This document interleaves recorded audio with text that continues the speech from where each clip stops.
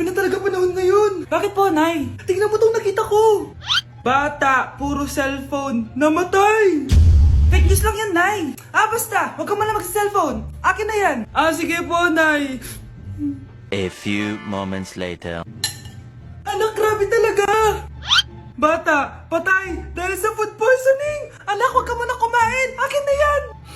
Sige po, Nay. Gutom na ako. Soft drinks na lang ako. Yung dati nating kapitbahay, anak. Namatay dahil sa soft drinks. Huwag kang iinom yan. Sige po, Nay. Magtutubig na lang ako.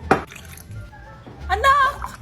Anak, tignan mo to. Bata, uminom na nakakalasang tubig. Namatay. Huwag kang iinom yan. Sige po, Nay. Matutulog na lang ako. Anak. Bakit po, Nay? Anak, ang dami na babangungot ngayon. Huwag kang matutulog, ha? A few moments later. Nay, nanghihina na po ako. Yan na nga ba yung sinasabi ko eh. Tingnan mo to nakita ko. Bata, nakalanghap ng nakakamatay na amoy. Patay!